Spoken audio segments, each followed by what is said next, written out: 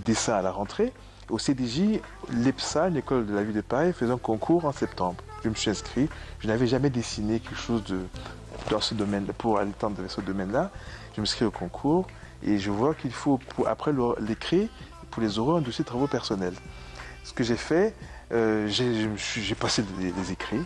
J'ai réussi le concours, la partie écrite, et la partie avec, du coup, sachant que j'avais un dossier de travaux personnels à présenter après les écrits, pendant quasiment 15 jours, je suis remonté à Lille, j'ai acheté des compresseurs à air, du matériel de peinture et tout, des choses que je n'avais jamais acheté ou utilisées de ma vie. Wow. Et je n'avais pas d'argent, j'ai fait un chèque en bois. À l'époque, il y avait un chèque encore, un chèque étudiant, j'ai fait un chèque en bois au Furet du Nord. Ouais. Et puis, j'ai retrouvé du matériel. J'ai passé 10 jours à faire des dessins sur papier A3, faire de l'aérographe. J'ai appris sur le tas en même temps. J'ai fait un dossier et réussi à aller aux écrits, j'ai passé l'oral. Il y a l'oral, Mme Forest et M. Dubos me reçoivent à l'oral et m'écoutent. Et puis il me disent, mais pourquoi vous avez choisi architecture? Je dis, j'ai toujours voulu construire ma maison tout seul. J'avais trouvé cette réponse spontanée comme ça. Et puis simplement, ils me disent, je vous attends à la rentrée. Ils m'ont donné mes résultats tout de suite, tellement, selon eux, mes résultats étaient très très bien. Je suis rentré dans le Nord, je suis revenu à Paris. Et puis je commençais ainsi mon cursus d'architecture dans cette école-là, qui préparait un diplôme d'assistant architecte, dans 3 années de formation, une école de la ville de Paris. J'ai fait cette école-là. Je vous dis, cette école a changé ma vie en fait, parce que je venais de nulle part. En fait. Et elle a changé ma vie dans le sens où dans cette école de la ville de Paris, selon ce concept, je crois, créé par Madame Forest, il n'y avait que des professeurs vacataires, tous architectes, peintres, ingénieurs, qui, pour le nombre d'élèves où nous étions quasiment très bien cadrés, quasiment pour 15, il y avait quasiment 10 profs, vous voyez, le prorata. Magnifique école, qui nous a tout donné, parce que chaque prof vous prenait en main, vous parlez de sa profession, ainsi de suite, pendant les cours, évidemment, c'était des cours spécifiques d'architecture, et très tournés vers ça. Bon, voilà mon travail, nous avons évolué dans cet univers. Premier diplôme, 3 diplômes, diplôme d'assistant architecte, voilà, j'ai eu. Et puis, ma vie a changé à partir du moment où j'ai eu mon diplôme d'assistant architecte, parce que je rentre au Cameroun. En 96 Non, parce que depuis 96, vous êtes diplômé en... oui, ça c'est l'école d'architecture. Ah d'accord, super. En 90. Ouais. En 90. Et je rentre au Cameroun, mon père me dit, tu as choisi la voie d'architecture, bien que je sais que tu attends au bout, tu n'es pas encore architecte, donc tu continues. J'ai continué, je suis rentré, j'ai travaillé, j'ai passé mon diplôme après fait 2 années de travail. J'ai continué mes études tout en travaillant dans un cabinet d'architecture. Parce que dans notre école, quand on terminait, nos profs nous cooptaient quasiment tellement nous étions formés par eux, ils sont très très bons dans les projets, et ainsi de suite. Et tout de suite, les pieds à l'étrier étaient évidents. Pendant qu'on était étudiants, dès la première année, on nous embauchait dans les cabinets des profs, on apprenait en même temps le métier sur le terrain. Et puis, nous sommes très très bons en conception d'architecture. Je veux dire, c'est une école qui vous retourne, qui vient chercher en vous, n'est-ce pas, les choses que vous avez en vous, et parce que les profs sont ainsi des passionnés et dans une même psychologie de développement d'apprenant, et ils vous apportent vraiment tout. Et ça m'a tout donné. Et ça m'a changé ma vie parce que depuis lors, j'ai toujours eu ce rêve de perpétuer la même chose au Cameroun à des étudiants. J'ai créé un projet de programme d'école déjà, mais je suis venu pour ça et j'ai créé, on va en parler, une dynamique sociétale mais parallèle, mais parce que l'expérience de la vie a fait que créer une école, c'était une autre démarche et un peu plus complexe. Super. Alors, pour ces jeunes qui veulent actuellement et qui veulent se lancer, qui veulent faire carrière, voilà, dans le domaine de l'architecture, alors dites-nous, c'est quoi exactement l'architecture et c'est quoi être architecte? Être architecte, c'est la personne qui va transformer ses besoins qu'on aurait en lieu de vie. Voilà. J'ai besoin d'un lieu pour me protéger. Le pygmée va avoir, n'est-ce pas, ces éléments de la nature et tout, il va les découper, il va créer cette structure, il va créer son dôme. C'est un architecte, un pygmée, parce que c'est un maître d'œuvre. Il va pas attendre. Il va prendre des objets, il va façonner, il va créer son abri. Vous voyez ce que je veux dire? Et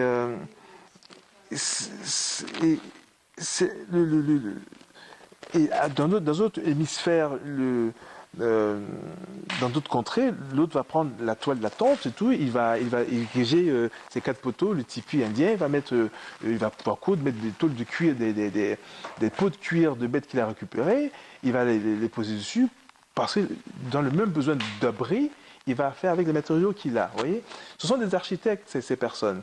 Vous souhaitez avoir une maison, n'est-ce pas, ouvrir une école, une clinique.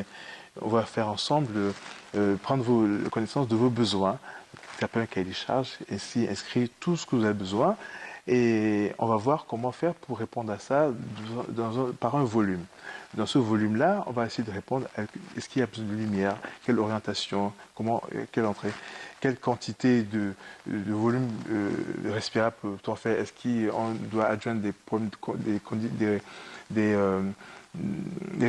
réponses climatiques à ça, est-ce qu'on a trop de chaleur, trop de froid, ainsi de suite. Toute l'association de tout ça vont amener les réponses de ces questions, de ces paramètres, des contraintes vont nous amener les réponses qu'on va apporter à ces paramètres, à ces contraintes vont nous amener à créer le volume qui va vous habiller, qui va habiller ce volume dans lequel vous allez habiter. Et donc l'architecte, c'est celui qui va coordonner au départ, associer les réponses pour créer ce volume, et après il va coordonner selon tel besoin, telle fonction, tel matériau utilisé, toutes les entreprises, les entités qui sont capables de réaliser les choses qui répondent à ça. Le menuisier pour la menuiserie, le maçon pour ce qui sera tout ce qui est structurel, l'électricien pour tout ce qui est rapport d'électricité, ainsi de suite. Il achète sur le chef d'orchestre de cette réponse-là. Tout à l'heure, un de vos techniciens me posait la question par rapport aux ingénieurs, que ici au Cameroun, il y a un débat entre les ingénieurs et les architectes qui apparemment gagnent beaucoup d'argent et qu'ils ne foutent rien, ils ne font rien. C'est l'ingénieur qui construit tout, dessine, prend les plans architectes. C'est vrai, c'est ce que je voulais vous poser comme question. Que, finalement, comment on fait pour différencier les maçons, les ingénieurs, que vous appelez ingénieurs pour utiliser un langage beaucoup plus responsable, les ingénieurs, d'accord, et les architectes, parce qu'on a des ingénieurs qui font le dessin, qui font tout le travail des architectes. Finalement, eux qui n'ont pas fait d'école d'architecture, est-ce qu'ils sont habilités à faire ce travail-là? Ils ne sont pas habilités à faire ce travail-là, tout simplement. C'est de l'imposture, Vous m'avez dire, mais ça s'apparente à cela. Je vais vous dire simplement la chose, c'est que c'est comme si demain, je fais des études de médecine pour être cardiologue, et puis vous m'assistez, vous m'aidez à brancher les choses et tout, après vous allez au quartier, commencer à faire presque pareil, et dit que le médecin, il fait des études d'école, il fait des études pour rien, moi je fais la même chose que lui, je suis aussi cardiologue, je veux dire, aussi. Un ingénieur, il porte son nom.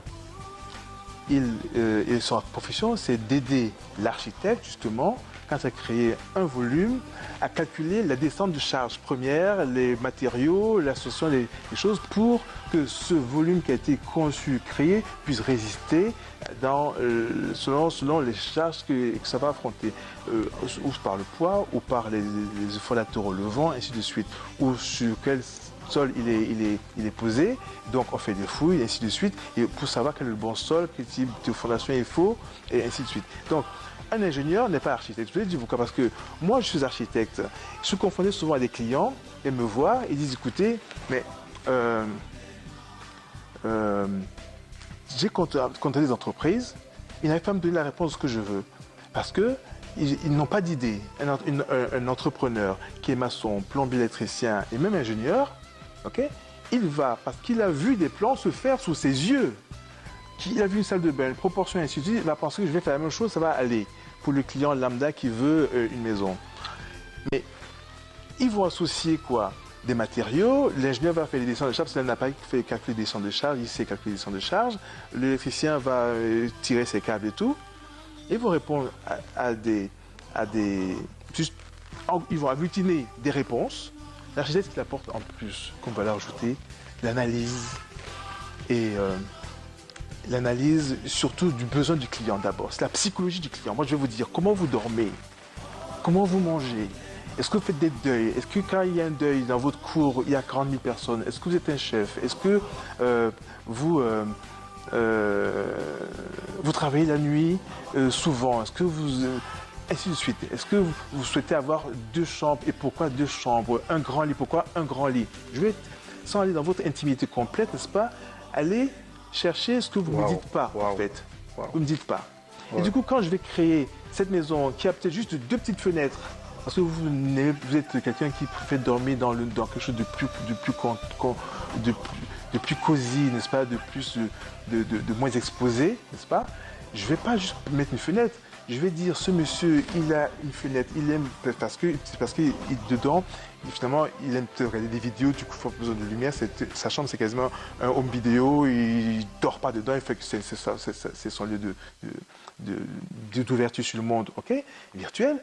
Et l'autre, je fais la même chose. L'autre voisin, il va dire, mais pourquoi tu m'as mis une petite fenêtre? Je voulais une grande fenêtre, et on va plagier l'ingénieur, parce que souvent c'est ce que j'entends, ils prennent des plans, ils copient, ils font la même chose, parce qu'ils ont vu faire, ça a marché, ils font 2 fois la même chose. Je pense taper sur l'ingénieur, attention, peut-être pas dire ce que je ne dis pas. Mais il y a un fait, c'est qu'un architecte, il a fait des études, n'est-ce pas, pour apprendre à comment transformer le besoin du client en volume. D'abord, le besoin du client en volume n'est pas fait par un maçon, un électricien, un plombier. Personne ne sait faire ça sauf l'architecte. Je défends dans ce sens mon métier parce que moi je passe mon temps, n'est-ce pas, à récupérer en ce moment une maison des gens faits par d'autres corps d'État. Ils ne comprennent pas, ils ne savent pas lire un plan. Vous donnez un plan, un entrepreneur, il regarde, il dit on peut faire comme ceci. Mais on ne fait pas comme ça. Ouais. Mais c'est pourquoi c'est fait telle proportion, la porte, pourquoi cette chambre, cette salle de bain est grande. Un client me dit toujours, mais le maçon et le plombier, il a mis une baignoire, mais finalement, avant je prenais des bains avec mon mari dans la baignoire, une baignoire aussi, donc mais on peut prendre le bain à 2. Moi, architecte, j'aurais posé la question, dans le cahier des charges, dit mais votre salle de bain vous sert comment, à quoi? Et j'aurais compris qu'il passe le temps dans la salle de bain à 2 dans la baignoire. Je vais préconiser une baignoire qui a une dimension pour ça. Le plombier a une baignoire terminée, il va partir, il a mis une baignoire. Super. Alors revenons exactement sur vos réalisations. Quelles sont vos réalisations jusqu'ici? Des maisons, oui, ou des infrastructures aussi, peut-être. Parlez-nous de vos réalisations. Alors je vais être très humble par rapport à ça. Vous savez, mon parcours de vie, comme je suis plein d'autres, plusieurs autres, et s'est effectué en dents de scie. Mais il y a une chose qui est très très simple, c'est que la créativité, elle m'habite depuis dès que je suis né en fait. J'ai commencé à tricoter très petit, sculpter des choses et tout, ce que l'on me dit. Et très vite, dès que j'ai découvert cette école d'architecture qui m'a fait découvrir mon potentiel créatif et tout, qui m'a révélé à moi-même, j'ai commencé à faire des dessins, des maquettes, et alors que j'ai enseigné en tant que prof dans une école d'architecture de l'EPSA, c'est l'école où j'ai moi-même été étudiant. J'ai enseigné les maquettes et les dessins pendant 10 ans. Donc la maquette a été le premier outil que j'ai manipulé très très vite à cette école-là, et la maquette, on voit les volumes très vite. Autre chose, c'est que donc très vite, la vision d'un espace était rapide pour moi. J'ai commencé à faire du mobilier, des choses comme ça, mais j'ai eu des commandes très vite en tant que j'étais encore étudiant en architecture quand j'ai eu mes premières commandes d'aménagement, de meubles, parce que mon architecte, un des architectes sur qui je travaillais, me dit si cliente veut une mezzanine, vas-y, occupe-toi d'elle. Je suis allé m'occuper d'elle, j'ai inventé un lit médianine qui s'appelle Epure, qui a 20 ans maintenant. J'ai fait quand je n'étais pas encore architecte, mais c'est la première. Après, j'ai fait créer, parce que j'étais architecte et qu'à l'époque, ça va changer bientôt, parce que j'ai découvert d'autres architectes en France. Après, ne pouvant pas vendre mon meuble, j'ai dû créer une entreprise de commerce pour vendre mes meubles. Donc vous êtes entrepreneur, c'est Je suis entrepreneur, je suis chef d'entreprise et je suis architecte, voilà. Et tout de suite, j'ai après aussi tout de suite fait les chantiers, parce que quand j'ai fait mes meubles, des amis de ces clients ont vu, ils ont dit on a un appartement à transformer en duplex. J'ai fait les chantiers en question, j'ai fait les projets. Et puis tout de suite, n'étant pas encore entrepreneur, étant qu'architecte, on étudie en architecture, j'ai créé une entreprise tout corps d'État, qui s'appelait Concept Epure à l'époque. Et j'ai embauché des entreprises qui avaient, n'est-ce pas, la garantie décennale, maçon, etc. Tout ça. Et puis ils ont fait le travail sous ma direction. Et ça a été réalisé. Ils ont fait plusieurs appartements sur Paris, et ainsi de suite. Et voilà. Et après ma formation, je travaillais en tant qu'architecte naval dans un cabinet d'architecture qui s'occupait des bateaux parisiens. Donc j'ai fait l'architecture navale, des chantiers de transformation de péniches en bureau, tout ça. Et tout ça a édifié chez moi la capacité de travailler sur plusieurs matériaux motorisés, motorisés qui existent sur que j'ai créé, qui sont sur le marché. Et puis ainsi de suite, j'ai fait des maisons après, et voilà. Ce qui est important, et j'ai fait de la scénographie en tant que scénographe, parce que voilà, je m'intéressais à tout ça. C'est quoi la scénographie? La scénographie, c'est pareil, c'est cette capacité, n'est-ce pas, à créer un décor éphémère, un lieu éphémère pour qu'une scène puisse se faire, un événement. Ah d'accord, ok. Scénographie voilà. Qui vient de scène. Oui, qui vient de scène. Super. Ok, je ne percevais pas bien. La scénographie qui vient de scène, et j'ai été scénographe sur plusieurs pièces de théâtre. Et puis pour les événements aussi, pour mes showrooms, quand j'ai eu mes showrooms à Fort de Paris, pour mes meubles, je fais la scénographie de votre showroom. C'est créer un cadre éphémère pour un événement, voilà, mais qui soit une qualité. Merci infiniment, mesdames et messieurs, pour vous qui nous rejoignez à présent. Nous sommes dans le cadre de l'émission Icônes d'Afrique. Nous célébrons une valeur sûre dans le domaine de l'architecture. Il est au Cameroun pour quelques jours. Il a bien voulu venir dans cette émission partager avec vous son expérience, son parcours et surtout ses réalisations dans le domaine de l'architecture. La suite de votre émission, c'est tout de suite.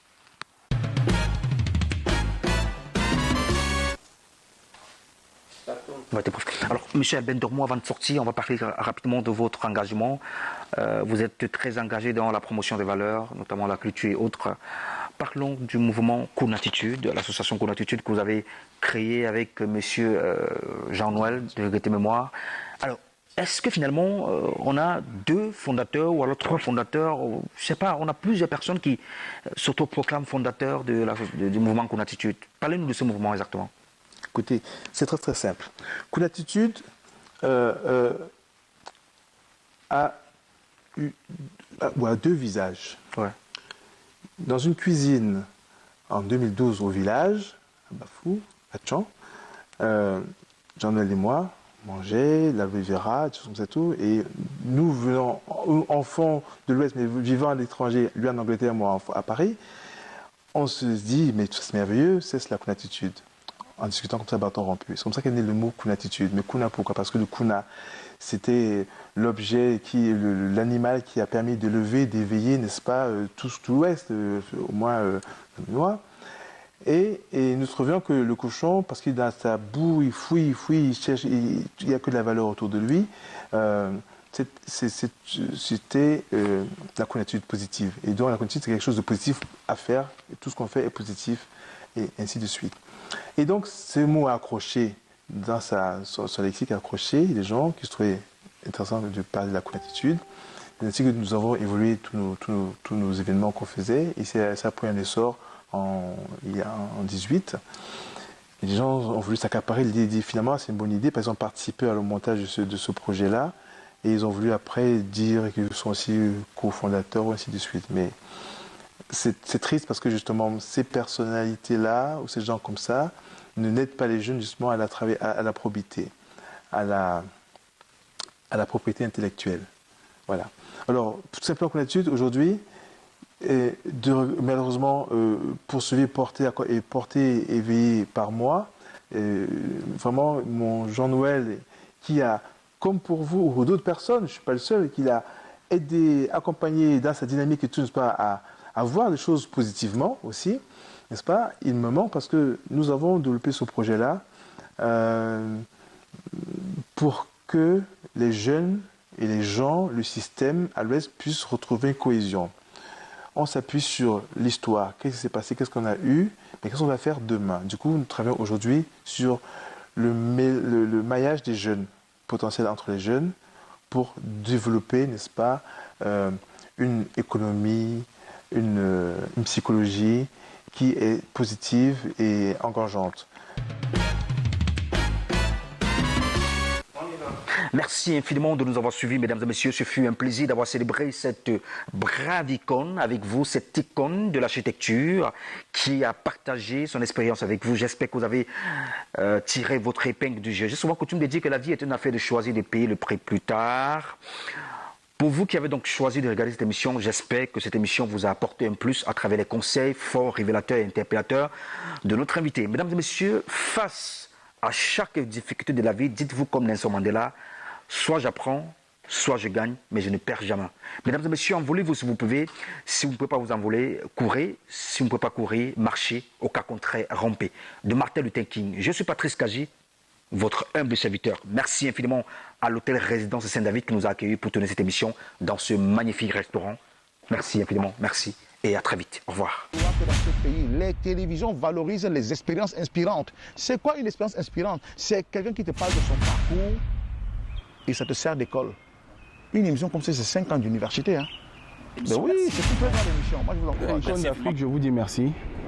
Cette émission avait toute sa place dans le décor de l'univers du Cameroun et de l'entrepreneuriat. Bah écoutez, Patrice Kaji, je pense que cette émission mérite